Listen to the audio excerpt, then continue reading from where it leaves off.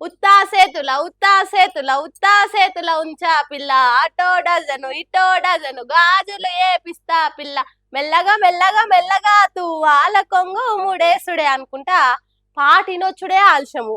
చేతులు కాళ్ళు ఉత్తవోకుంటా ఊపు మీద స్టెప్పులు వేస్తురు జనాలు. ఇన్స్టా మొత్తం ఇదే పాట మీద డ్యాన్సులు, రికామ్ లేకుండా రీల్సులు. అయితే ఓ దిక్కు సోషల్ మీడియాలా మన తెలంగాణ ఫోక్ పాట ఇంత వైరల్ అవుతుంటే, ఇంకో దిక్కు జానపదాల మీద ఇసంగక్కుతున్నారు కొందరు ఈ తీరుగా.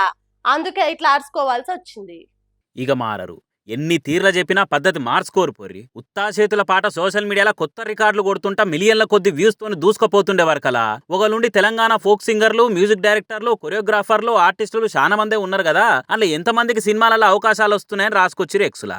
దాని కింద ఒక్కొక్కరు ఒక్కో తీరు కామెంట్ పెట్టుకుంటా ఎవరికి దోషింది వాళ్ళు చెప్పారు. రాగడి ఛానల్కి వెళ్ళి రాసుకుంటా ఎవరిని మనం అడుక్కోవాల్సిన అవసరం లేదు, అందుకే తెలంగాణ ఫిల్మ్ ఇండస్ట్రీ పెట్టుకోవాలి, జై తెలంగాణ జై హింద్ అని ట్వీట్ చేసిండు. ఖతం. తెలంగాణ పాట మీద, మాట మీద, యాస మీద, పండుగలు పద్ధతుల మీద పడి ఏడిసే ఓ బ్యాచ్ రప్పున రంగంలోకి దిగి బల్పు కామెంట్లతోని బరిబాతల నిజ స్వరూపం బయట పెట్టిరు. ఇట్లా మన ఇండస్ట్రీ మనం పెట్టుకోవాలన్న ట్వీట్ కు అప్పుడు షూటింగ్లలో కూడా కూర్చొని తాగొచ్చు అని రిప్లై పెడతాడు ఒకడు. ఆడితోనే ఆగకుండా ఉద్యోగాలు సద్యోగాలు ఉన్నాయి కాబట్టి వ్యూస్ బాగుంటాయి, మనిషి అనేటోడు వినగలుగుతాడా ఈ పాటలను రాసి పెడతారు. వీళ్ళకి అవకాశాలు ఇస్తే తెలుగు ఫిల్మ్ ఇండస్ట్రీ ఇంకో భోజ్పూర్ ఇండస్ట్రీ అవుతుందని రాస్తారు. ఇంకో ఇజ్జత్ తప్పినోడు ఉండి Punjab songs day by day పెరిగిపోతున్నాయి అనుకుంటా ట్వీట్ వేస్తాడు. మూవీలనే అనుకున్నా ఫోక్ సాంగ్స్ లో కూడా మలయాళం వాళ్ళని కొట్టేటోళ్ళు లేరు అని మస్తీ పట్టిన మసిబట్ట మాటలు రాస్తాడు ఒకడు. ఇక చెప్పుర్రి, ఇట్లా కామెంట్లు పెట్టి ఇజ్జత్ తీసినట్టు మాట్లాడేటోళ్ళని ఎన్నిసార్లు అరుచుకోవాలి, ఇంకెన్ని తీర్ల సోయొచ్చేటట్టు సొట్లు పెట్టాలి. ఇదివరకే ఇడుపు కాగితం సినిమా టైటిల్ మీద ఇట్లనే అర్థం కాదు, ఇదేం భాష మలయాళమా అని మాట్లాడితే మంచి మాటతో చెప్పినాము. అర్థం కాకుండా అడిగి తెలుసుకోర్రి, తప్పులేదు.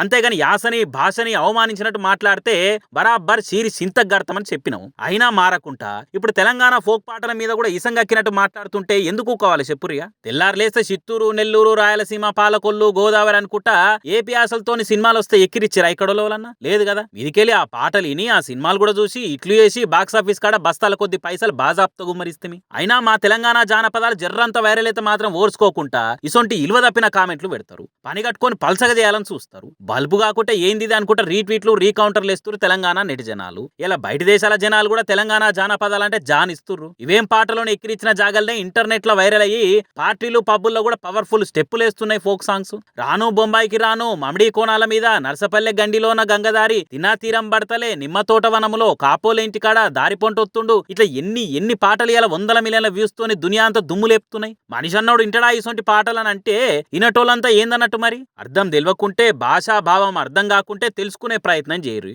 మీతోని చేత కాదంటారా ఇడిచేయిర్రి. అంతేగాని ఎవలో కొందరు ఇసొంటి సోయి తప్పిన సోడిగాలు చేయంగా ఏపీ జనాలంతా బదనామయ్యే కాడికి వస్తుంది కథ. ఇడిచిపెట్టు ఇనటోళ్ళు ఇంటారు, ఇననో ఇన్నరు. అంతేగాని నోటికొచ్చినట్టు మాట్లాడినా, మా యాసను జానపదాలను జనాలినే పాటలను అవమానించినట్టు మాట్లాడినా ఇదివరకు లెక్కుండదిగా. కథ వేరే ఉంటది అనుకుంటా కర్రుగాల్చి వాత పెట్టినట్టే అరుచుకోబట్టిరు తెలంగాణ జనాలు.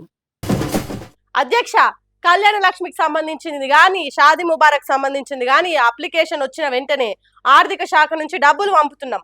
పాప పుట్టిన తర్వాత చెక్కులు ఇస్తున్నారు అనేది తప్పు.